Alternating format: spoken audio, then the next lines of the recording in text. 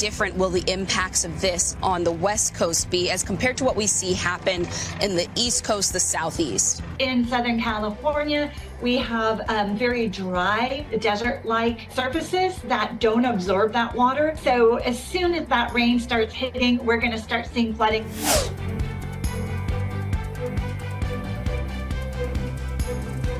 The way we designed our infrastructure for drainage, it happened 50, 60 years ago. Now things are changing. We get more amounts of water in a shorter period of time. Let's get prepared. Let's have plans for emergency, for evacuation.